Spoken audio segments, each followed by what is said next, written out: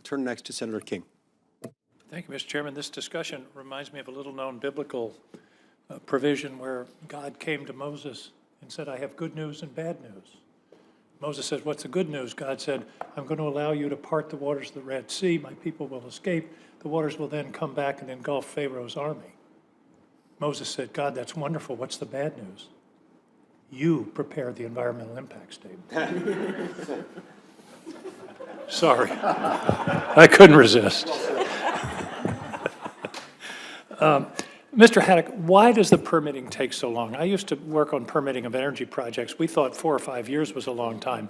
Why does it take 29 years? What are the bottlenecks? The permitting itself doesn't take 29 years, but the average EIS is about 4 years for mining project now. There is a massive amount of baseline data and work that has to go in back, in an iterative process with the agency. And there are just detailed studies, and then at the tail end, there are massive numbers of comments that then have to be responded to that require additional work. It is just a very long process that is at this point managed by very dedicated, very capable federal employees that are stretched very thin. We hope that those federal employees will still be here after the next several months, but that's another subject. What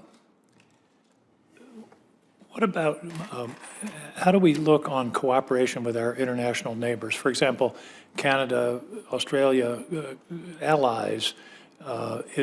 Do we need to have more cooperative relationships in that situation, Mr. Summers? Talk about mining as an international factor. Sure, and I think that we do have to distinguish between countries that are allies and countries that have similar environmental and labor standards, like Canada and Australia, as you mentioned. A good example of cooperation that we see in Utah is the production of tellurium. So tellurium is mined at the Bingham Canyon mine, Rio Tinto Kennecott mine, and then it's actually sent to Montreal for processing, and then is sent back to Utah and to Arizona for manufacturing. And I don't want to calculate the tariff on that going back. Sure.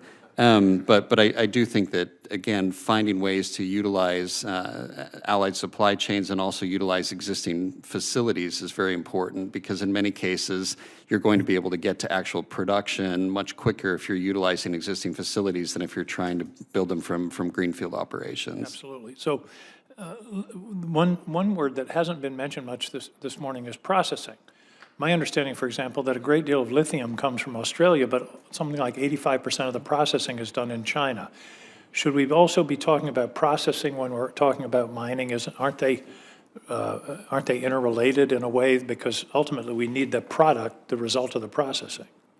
Absolutely. If you're producing extracted minerals here in the U.S., but you're having to send them to China or another unfriendly nation for processing, then you haven't really solved the problem at all. So processing needs to be part of this conversation at every level. So that should be part of what we're discussing here in terms of bottlenecks in that process. And I think you touched on this, but my notes were, who pays for abandoned mine cleanup? And it sounds like it's sort of catch as catch can, Mr. Wood. It's not. There's no steady source of available funds. That's right. And I would be remiss not to mention again that the mining industry has been very supportive of helping to clean up abandoned mines, so long as they don't have to hold the liability. But that's the big problem, is we don't have a dedicated funding source to get ahead of these abandoned mines that dot the landscape. One sort of parenthetical question. Mr. Summers, you mentioned a mine that was producing a lot of important minerals, and there were other minerals there which could be produced at that mine. If you're going after lithium and you discover tellurium, do you have to go through another permitting process, or can that mine expand its production of additional materials without additional delay?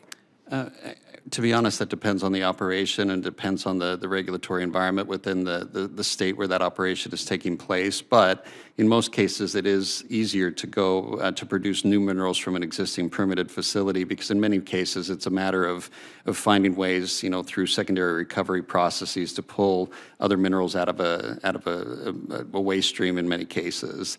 And so again, it depends on the type of operation, but generally you're better off and can get to actual production quicker if you're using existing permitted facilities. Thank you. I'm out of time. Mr. Haddock, I don't want to continue our discussion of net versus gross royalties, and if you would give us some written material on why mining should be treated different than oil and gas or coal in terms of the way the royalty is calculated. So we're out of time here, but look forward to having some, maybe a page or two on that subject. Thank you. I can point you to materials we've submitted to the committee before, and I'll do that. Thank you.